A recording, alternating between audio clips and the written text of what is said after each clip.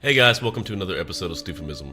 If you're new to the channel, please go ahead and hit the subscribe button down below to get notified for more of these videos, and hit the like button, that helps the channel out a lot.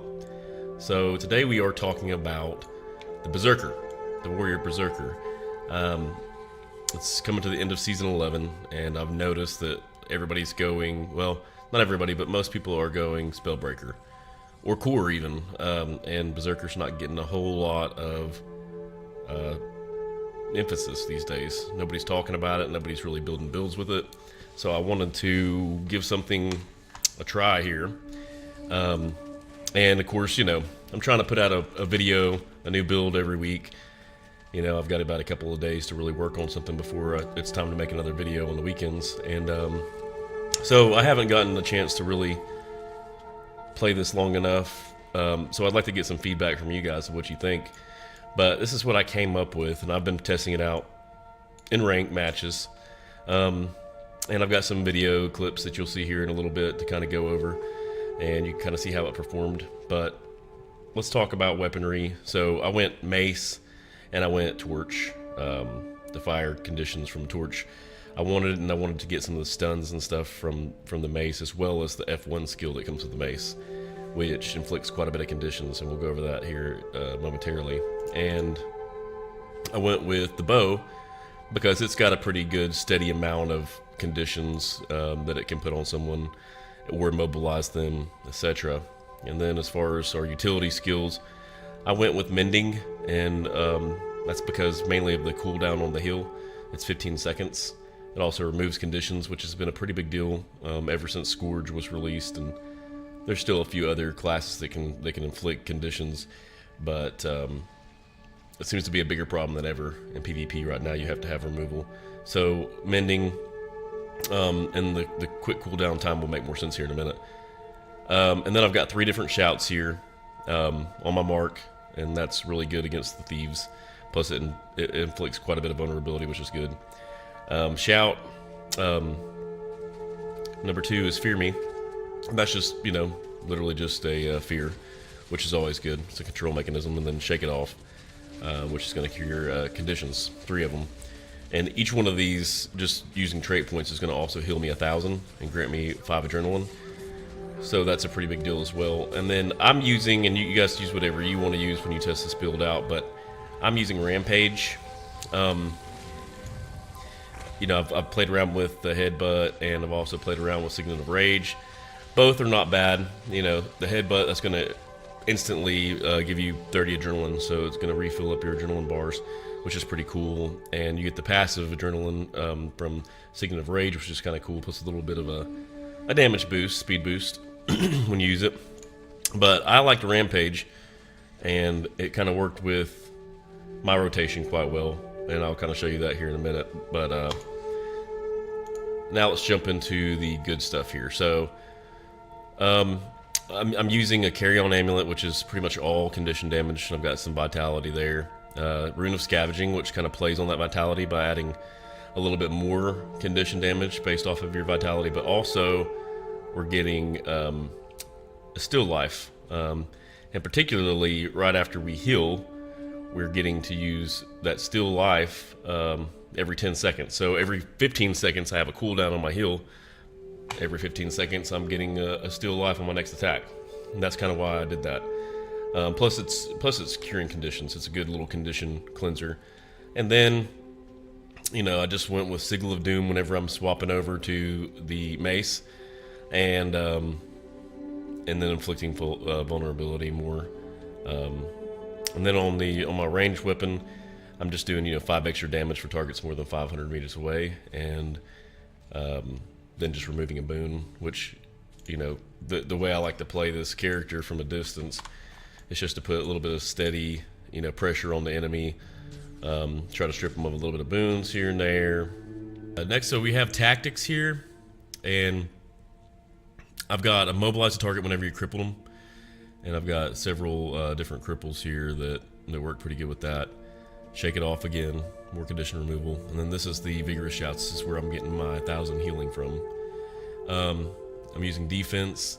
You know, do what you want with this. You know, originally I was doing discipline, but this extra the extra defense that you actually get from the defense tree was just like the make or break it point for me when I switched to try that out, because before I was just way too squishy.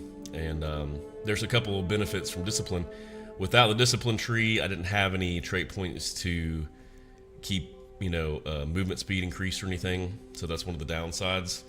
But the amount of survivability that I got just from switching to this was really good. It also reduces the amount of movement impeding effects. Gives you more regen, so that's really good. Cast lesser endure pain at 50%, which, you know, I basically took that because I don't have any toughness to use this second skill with. I could have used mace to reduce the recharge there, but I didn't really see much of a need to do that. You know, I've already got plenty of vulnerability. I'm not really using my mace that much. I'm mainly using the F1 from it, or the block, and you'll kind of see that here in a minute. But then I use cleansing ire. Basically, just it's gonna remove a condition for every bar of adrenaline spent. So that's another condition cleanser, and plus I'm getting adrenaline when I get hit, which is a really big deal. You want to keep your adrenaline up with your Berserker builds for sure. And then we get into the Berserker Tree, which is just, you know, reduce recharge on the Primal Burst skill, very important in this build. I went for Dead or Alive, which is just giving me a little boost of health if I take a fatal blow.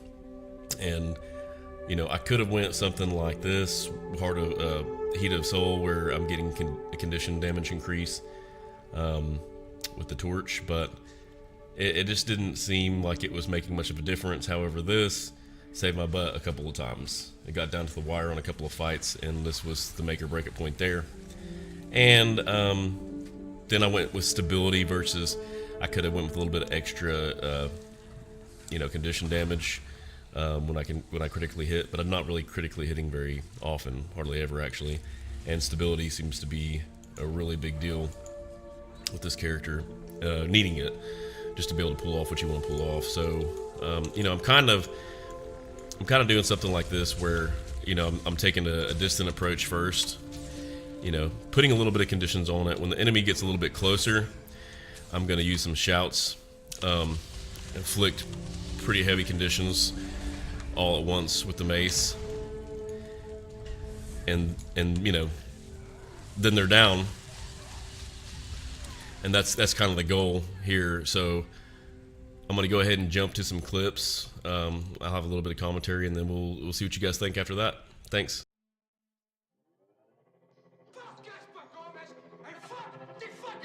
So this is kind of how I want to start this, just showing a little bit of burst damage from, you know, from the mace conditions, from the F1 button, which we can see right about here. We hit him, inflict quite a bit of conditions, and it's a good thing he had a lot of cleanses ready, because otherwise that was taking his health down pretty quick. And we just got joined with one of the blue team members, so now I'm, you know, effectively 1 versus 2, and this warrior just keeps on getting away. One of the few complaints I have about this build is just being able to chase somebody down. I don't have a lot of ways to do it without my elite skill, and then here I just basically took 2 down, but I didn't have any way of being able to completely down them.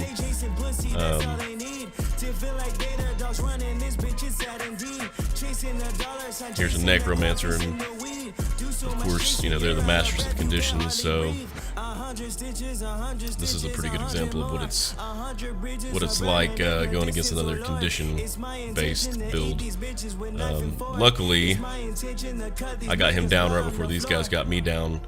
But the thing to note here is that I've got enough cleanses to be able to outlast, you know, getting hit by conditions while I'm also putting pressure damage down on somebody. So 1 versus 1 situations, this build's so far done pretty good for me. And like I say, I'd love to have a lot more testing phases. One of the biggest things I would like to find out is a way to maybe continue to do what I'm doing here, but maybe add in some kind of speed boosts somewhere. You can see people try to get away from me a little bit there.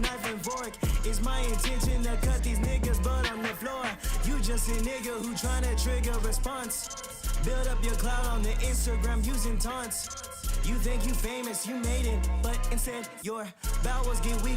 So I went ahead here and capped Skyhammer. Everybody was battling outside of Skyhammer, which is why I'm pretty much here alone right now.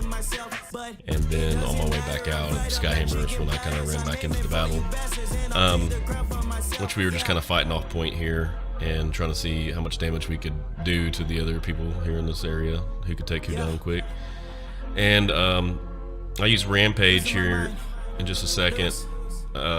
That's like a really good control mechanism for group fighting. You know, you can kind of stun everybody, knock everybody down a few times, interrupts and everything else, all with Rampage to kind of help other players get the other team down. And so I like using that a lot in group fights. You know, that along with conditions works out really well. If you can get enough conditions on somebody and then keep them from being able to cleanse or heal or whatever, then you're doing everybody on your team a favor in a group fight. So that's kind of the aim here, is consistent conditions, you know, and then obviously consistent stuns or control effects. That's what this whole build is kind of about. As you can see here, I kind of just did it again with Rampage. Now I was about to take these guys out and I just got down, which it's gonna happen. You know, there's a lot of conditions going around, but I did end up rallying back up. You know, the main thing is I've got two sources of you know, on use stability. One is, you know, Berserk mode, and the other is Rampage, and those are the times that I want to try to down somebody. And if I can save that for right after somebody gets down, then I can go ahead and take them out. Otherwise, you know, I'm probably going to get knocked down or feared or something to that effect, to where I can't take somebody down. Here's a good example. Switched over to Rampage, took him down real quick, and then continued the fight. I kind of got a little bit off track here chasing down this warrior. I probably should have just let him go, but it seemed like I just had to, for whatever reason, prove a point. But this is once again kind of where the lack of mobility comes in, you know, trying to stop this guy, and then you start realizing that your arrows are a little bit slower, etc. But ultimately the mission was still accomplished. We did end up getting the warrior down. Pistol Thief showed up and started causing mayhem, and then so did the Elementals here in a minute. But you know, the main thing was the warrior did show up. I think I did end up getting down in this position, but that was just kind of to show the lack of mobility, more or less, that I've seen as being the only really big issue with this build. Now I chose this little scene right here to kind of show basically one-on-one with the thief, which was really hard to actually get a real 1v1, but this kind of this explains it. So I don't know if you noticed, but right away I used all my mark on him so that he couldn't stealth, and that kept him from stealthing. Now obviously this would have been, you know, an easy win if it hadn't been for the Necromancer, which did take me out. But luckily I have another scene here where I got to kind of 1v1 with the Necro, just to kind of clear the air about what would have happened if it was just me and that Necro. And so here was the fight. Of course, you know, Ranger did show up, but as you can see, you know, we both saw each other at the same time. You know, I would have been the clear winner of that battle had I had a better chance without the Ranger. But I did get taken down in this situation, and that can happen too. Like I say, I wish I had a lot more time to get more footage. Actually, one of my first matches, I forgot to record, and it was one of my better matches, believe it or not. But now I want to hear from you guys and just kind of see what your thoughts are on this. What do you guys think about the Berserker? I plan on doing Spellbreaker next weekend, and then after that I don't even know yet, but I want to keep it fresh and, you know, come up with some new ideas, and so I need some input on that possibly too.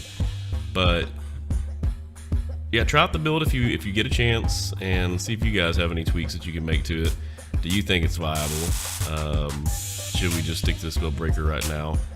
You know, of course, we don't know what's going to happen, if they're going to make any changes before Season 12, which is something I've got to work towards too, is figuring out what I want to play through Season 12, because I believe Season 12, instead of testing everything out in ranked, I am going to test everything out in unranked and find an actual build that I want to use throughout the whole season, and see what I can accomplish tiers wise. But yeah, thank you guys for watching. I really appreciate it. I appreciate all my subscribers, almost to 100 now, which is awesome. You know, it's been about 5 months, so it's wonderful. I'm having fun doing it, and I plan to keep on doing it, guys. So I really appreciate it. So holler back. Thanks for watching Stuphamism.